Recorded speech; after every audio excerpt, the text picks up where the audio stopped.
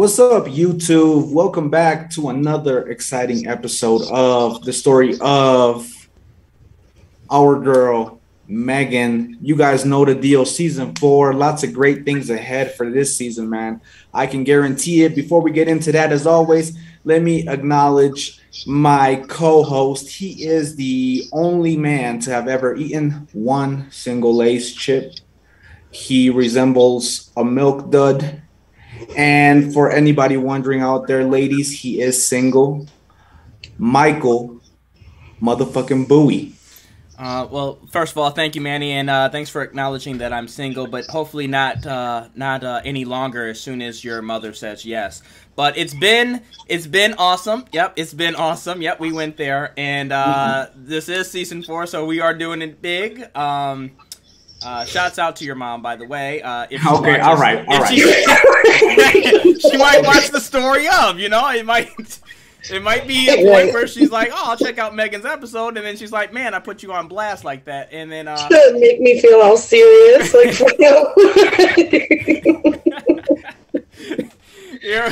Here we are, season 4. We were talking about Maegan's time inside of high school, freshman year to junior year, but we are at a point where we are going to talk about some more interesting things in her senior year. Her senior year was a little bit more different than any of her other years. So, Maegan, let's start there. Tell us a little bit about how senior year went. Okay. Senior year was the best year. It was awesome. I can't say the best, but it was one of the best years I've ever had. So, after all the travesties and the dramas and the things, and I started growing up, I just pretty much started turning into my own woman, and I had a lot of fun. I had a lot of control over my life. I didn't quite know where I was going yet or what I wanted to do, but I still had it in my mind I could do whatever I wanted to, so I knew. So, well, with the supervision that I had, obviously I had a lot of free time. So a lot of the parties that I threw in high school, which was a lot, it was like every weekend, there'd be parties in Taylor, and mine would be one of them. And I felt like it was safer to stay home than just be running around the neighborhood. So I don't know how long it took for my mom to notice. Because, I forgot to tell you guys, my mom and dad divorced. So they divorced in this transition also. And this started to actually change the family dynamic to where it was good for everybody. It was like everybody started to, at least they got off those hard drugs that they had dipped into, because they were still young parents back then. But this part of them breaking up was like great for my parents. It was great for the kids and so on. But, my mom had been through a lot. She'd been through abuse. She'd been through, what she was, and she was cleaning up her act, and she ran into a boyfriend. So, while I had my older boyfriend, my mom had a younger boyfriend. The younger boyfriend was he liked hanging out in the hood. He liked Del Rey a lot. He would take my mom down to all these underground parties, and they'd go to biker club parties. And when I got to my senior year, she started taking me with her, taking me to these underground parties downtown, and me and eventually all my friends. So the parties kind of moved from my house every weekend to, we were at places like the Russell Building all the time on every floor for underground parties that they had. We would go to Jester's. That was another after hours, and it was really, really cool place. And where else? Oh, St. Andrew. How old were you during this time? 16, 17. Was there an age limit to get into these places, or were you able to get in because you knew somebody, or? Maybe I just walked in there like I was supposed to be. I've always done that. I got a problem with that sometimes. Like I told you, all the travesty and the fighting for myself. I grew up so quick that maybe there was a limit, but I didn't have any fake IDs that I can remember. If I ever did, I maybe used it one time, but I doubt it. No, not for the underground parties. Anybody can really get in. I mean, anybody. They're off the record, Okay. Totally off the record, off the maps. They pop up in Detroit. They pop up at random places every weekend. You kind of got to get the note about an hour before the party.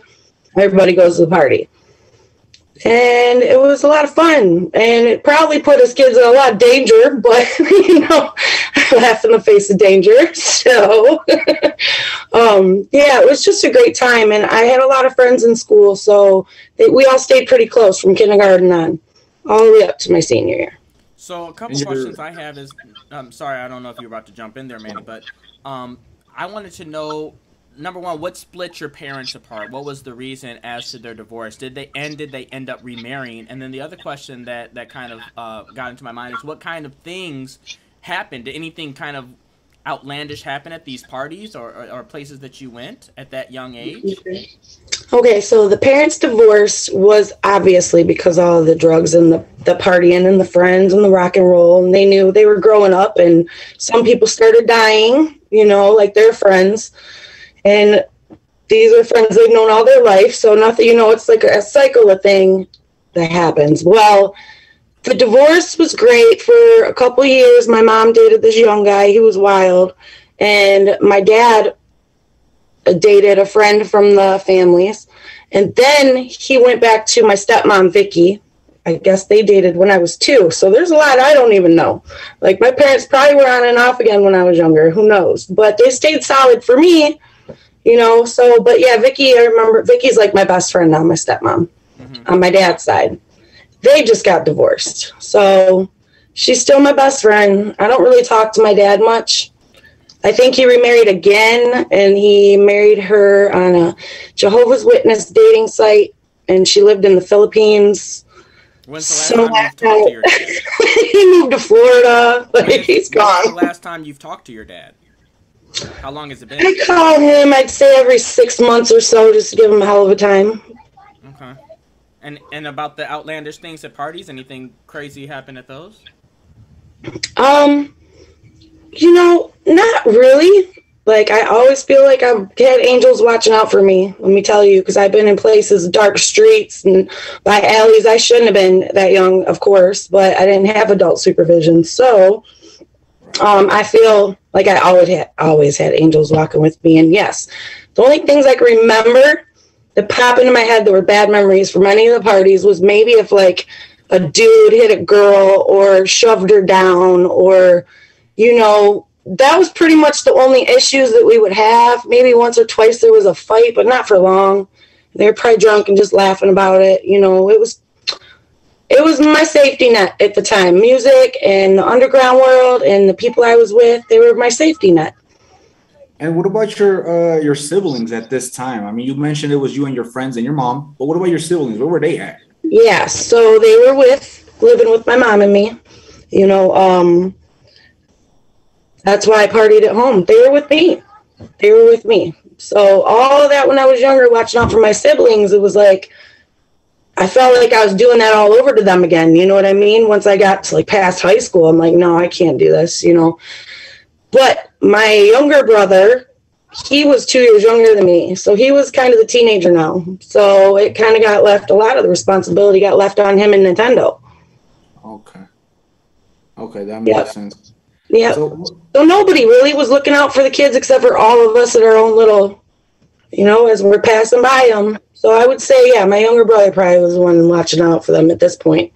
Yeah. So you told us a little bit about your sort of your relationship, right, with this older guy your senior year. Mm-hmm. What about any other? Were there any other relationships at the end of your high school? No. No. It was my one solid. I felt like he kept me out of trouble type person. He was just my solid ground. So me and my mom's boyfriend were not getting along once I got to my senior year. They went to a party one night after I thought I could trust him because, we're out all the time hanging out, like just best friends, buddy buddies. And this guy sneaks in my bedroom when I was 17, right? About to graduate. And that's the one I told you. He would start to go up my blanket. And I remembered this. And I was just like, I just remember counting to 3, cocking my leg back and just smacking him right in the face, And then I told my mom. But at this point, I'm almost grown. I'm about to be 18 years old. And I left and moved in with the boyfriend because she didn't want hers to leave. So, yeah, it was tragic for me because it was like me and my mom had that split when I was younger over the shit. And then you go all the way through high school being best friends. That was my best friend. And then having it happen all over again, like, oh my God. But I just was prepared for it. And I knew what to do, and I handled it, and I moved past that, and I was like, screw it. I'm going to keep going. And these are the people that are in my life at this point. And not to use anybody, but I was going to use what God gave me. And, you know, that was pretty much it. I graduated. You know, I got A's, B's, C's. I had it way too easy. My teachers went way too easy on me. Way too easy on me. Like, take attendance, Maegan. We'll see you, you know, tomorrow. Okay. I was gonna say, take us to that. What was graduation like? Like, what was your graduation like? What do you remember? It was bittersweet. Yeah. Bittersweet. I missed it for so long, but you know, like I said, my friends and me, a lot of us have been together since kindergarten, and then all ended up back together at good old JF Kennedy High School, my favorite. And it was really sad because you know you want to keep your friends. You know, you think you're going to see them all the time, but when you get out of school, like, it's time to grow up and go your own ways. And it was hard for me to leave that safety net that I had made. My question I'm looking at is, how was there something that helped you get through all this? How did you, you know, at a young age, to be out partying and still keeping up with school, what helped you get through all of this? Definitely my grandma, the one that I talk about all the time, my Oma. My little German grandma.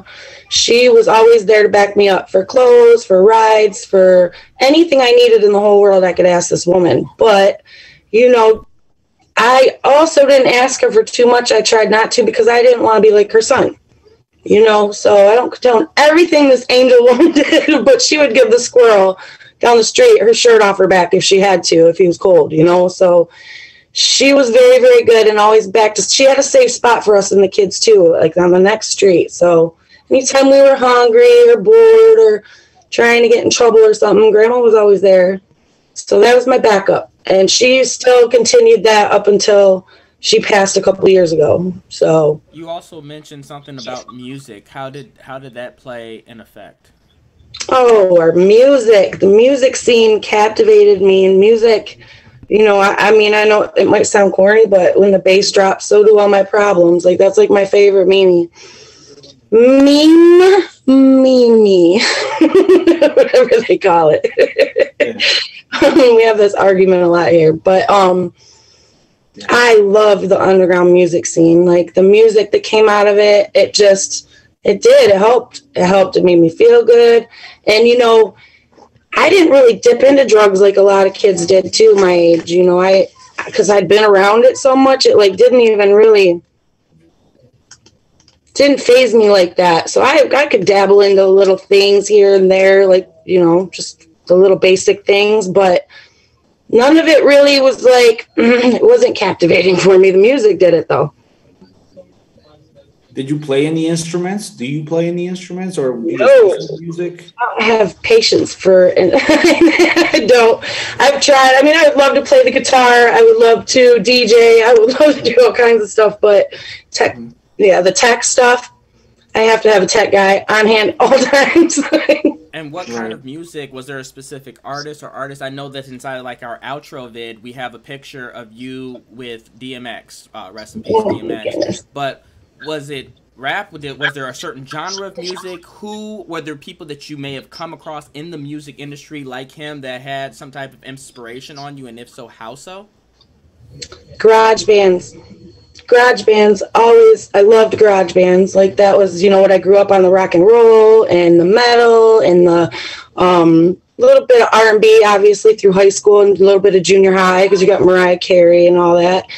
And then towards the end of high school, I loved the rock and roll and I loved the hip hop. I love rock and roll and hip hop. I don't like grungy rap. I don't like horrorcore. I don't really care for things like that. But I do love our classic metals and some raps and some things. But when it's good music, it's good. Like, I love to hear music when you can just hear it with the instrumentals and hear it with the sound and then maybe add some lyrics to it. And, you know, underground music is like that a lot.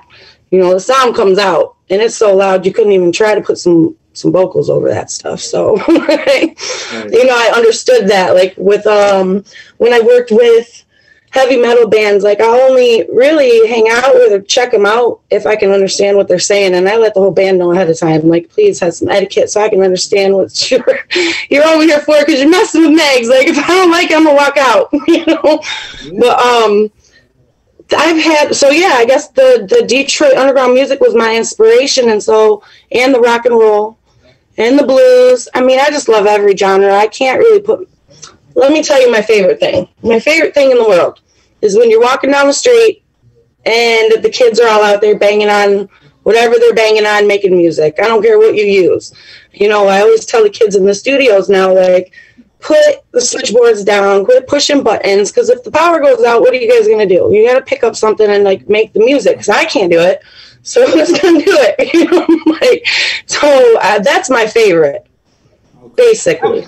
I have a question before we get ready to wrap this up. Do you still use music now as an escape for whatever? Yeah, every day. Every day. And now that I've gotten to experience some of it, even when it was, being made and stuff, like, it makes me even a bigger fan of music. I have to say, for about a year or two, the last couple of years, I've turned it off because it was not making me very happy no more. I was kind of bummed out, but this summer, it's come back into my life again. So I'd say for the last 3 years, maybe I cut out of music. So one of the last questions before we go, because I had put it inside of the prior question, but I don't think you talked about it. How did DMX come into the play? And because for me, I love music too, and I know that he is somebody that really has a very intelligent way of speaking and talking about things and being inspiring to people on a religious and very deep basis. So I really want to know, how did you guys meet? Did you talk to him? Was there anything that he said that really sticks in your mind?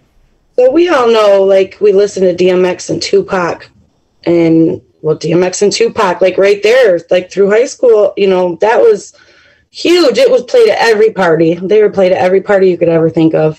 And he was a big inspiration for me too, because he was a big, strong man, and he was so squishy that, like, that's another part, like, I knew guys weren't all dicks, guys weren't all bad guys. Like, I knew where the good guys were, and I started to gravitate towards that more. So I was led later on. We got to talk about it later, because it's, like, way later on when I met D. Way later on. Like, I wouldn't even have tried to chase DMX around, like, until, like, I got into my probably, like, early 30s, maybe. And then I got my, I just started walking in, and that's how I met him. I walked into Blue Iguana over here in Lincoln Park, and he was playing pool because I heard it on the radio. And they pretty much told me, roll out, Megs. We're all rolling out. They paid for my gas. We all hung out. There's more. We've hung out a few times, so I would love to tell you. Yeah, I'd love to tell you some of his little things. So there's definitely more to the story, and I look forward to kind of learning more about that. It's so crazy to look back and look at somebody in the face like 10, 20 years later, like, wow, you're so real.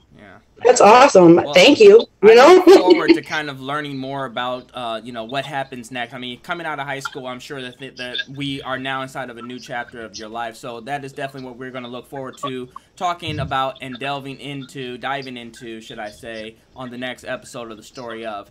I want to thank everybody for tuning in. I want to thank my guests.